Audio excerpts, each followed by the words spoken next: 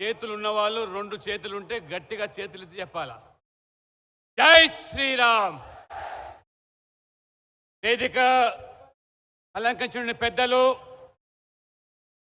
మన ప్రియతమ ప్రధాని నరేంద్ర మోడీ గారిని మూడవసారి ముచ్చటగా ప్రధానమంత్రి చేయడానికి దేశమంతా కూడా ఈరోజు వారు కోడై కూస్తూ ఉన్నది.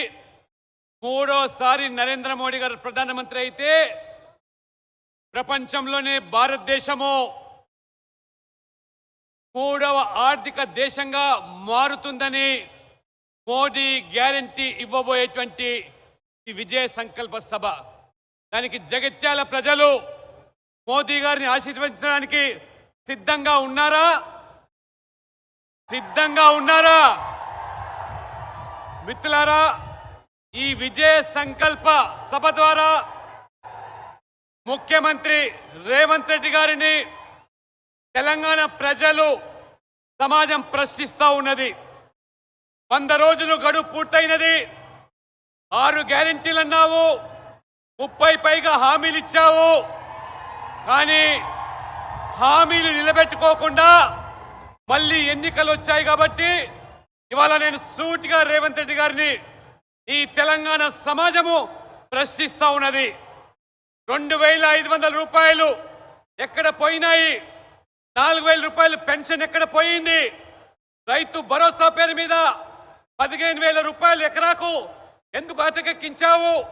2 లక్షల రైతు రుణమాఫీ ఎందుకు ఇవాళ మర్చిపోయావు? కాబట్టి తెలంగాణ ప్రశ్నిస్తుంది, ముఖ్యమంత్రి జవాబు చెప్పాలి.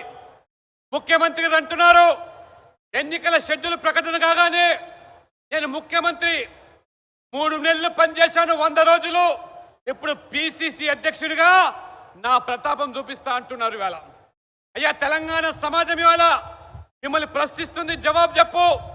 ముఖ్యమంత్రిగా 100 రోజులు ప్రజలను మోసం చేశావు. మోసం చేసి అసెంబ్లీలో ఎన్నిక ప్రభుత్వం ఏర్పాటు చేసుకున్నావు. పార్లమెంట్లోకి వచ్చేసరికి ఇచ్చిన మాట నిలబెట్టుకోకపోతే జగిత్యాల ప్రజలు కర్రు గాల్చి వాత పెట్టడానికి సిద్ధంగా ఉన్నామా? ఈ ముఖ్యమంత్రి కేసీఆర్ ను మరపిస్తా ఉన్నాడు. కేసీఆర్ మాటల మరాఠీ గారులతో ఏ రకంగా మభ్యపెట్టాడో మరి వాళ్ళ రేవంత్ రెడ్డి గారు అంతకు మించి వాళ్ళు చెప్తా ఉన్నాడు ఇవాళ. కాబట్టి భారతీయ జనతా పార్టీ ఖచ్చితంగా రేపు జరగబోయేటువంటి ఎన్నికల్లో నరేంద్ర మోడీ గారు ప్రధానమంత్రి కావడం ఖాయము. రేవంత్ రెడ్డి గారు, నీ ప్రభుత్వ పనితీరుకు రెఫరెండం అంటున్నావు. ఈ సవాలు స్వీకరించాల్సిందిగా ఈ యొక్క తెలంగాణ సమాజం నీకు ఈ సవాల్ విసురుతూ ఉన్నది. రెఫరెండం ఆధారంగా 14 సీట్లు గెలవకపోతే పూర్తిగా నువ్వు నైతిక బాధ్యత వహించాలి. ఖచ్చితంగా రేపు భారతీయ జనతా పార్టీ అత్యధిక సీట్లు తెలంగాణలో సాధించి నిజామాబాద్, కరీంనగర్, ఆదిలాబాద్, ఉత్తర తెలంగాణలో ఉన్నటువంటి అన్ని పార్లమెంట్ స్థానాల్లో మీరందరూ కూడా మోదీ గారికి కానుక ఇచ్చినట్టయితే 3వసారి ఈ దేశాన్ని అగ్రగామిగా తీర్చిదిద్దాడు. రేవంత్ రెడ్డి గారు అంటున్నారు, మా ప్రభుత్వాన్ని పడగొడతామని పదే పదే బీజేపీ చెప్తున్నారని. మేము పడగొట్టడానికి సిద్ధంగా లేము. మీరు పడిపోతే మేము దాన్ని కాపాడలేము. కాబట్టి మీరు ఇవాళ మేము గేట్లు తెరిచాము, పిసిసి అధ్యక్షునిగా గేట్లు తెరిచాము, అందరూ రావచ్చంటారు. గేట్లు తెరిచినావు, జాగ్రత్తగా పడండి. గేట్లు తెరిస్తే నీ ఎమ్మెల్యేలను కాపాడుకోండి, వాళ్ళు పారిపోయే పరిస్థితి వస్తుంది. కాబట్టి దయచేసి రేపు దేశమంతా కూడా కాంగ్రెస్ ఓడిపోవడం ఖాయము. ఇవాళ రాహుల్ గాంధీ ఇవాళ రాజకీయంగా వారు ఏ రకంగా విఫలమైనారో నరేంద్ర మోడీకి సరితూగే వ్యక్తి మీ కూటమి లేరు, కాంగ్రెస్ లేరు.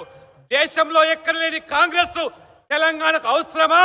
పార్లమెంట్ ఎన్నికల తర్వాత ఖచ్చితంగా ఫలితాల తర్వాత తెలంగాణలో డబుల్ ఇంజన్ సర్కార్ ఏర్పాటుకు మార్గం సుగమవుతుంది. మీరందరూ కూడా కలిసి రండి. భారతదేశాన్ని అభివృద్ధి చెందాలంటే తెలంగాణ అభివృద్ధి చెందాలనేదే నరేంద్ర మోడీ గారి యొక్క సంకల్పం. కుటుంబ పాలన, ఈ కుల పాలన, ఈ వంశపారపర రాజకీయాలు, అవినీతి పాలన తెరతీయాలంటే బీజేపీ రావాలి, మోదీ రావాలి. కాబట్టి మీరందరూ కూడా రాబోయే ఎన్నికల్లో బీజేపీ అభ్యర్థులను గెలిపించి నరేంద్ర మోడీ గారిని మూడోసారి ప్రధానమంత్రి చేయడానికి జగత్ ప్రజలందరూ కూడా కలిసి రావాల్సిగా కోరుతూ మీ అందరికీ కూడా ధన్యవాదాలు చెప్తూ సెలవు తీసుకుంటా ఉన్నాను.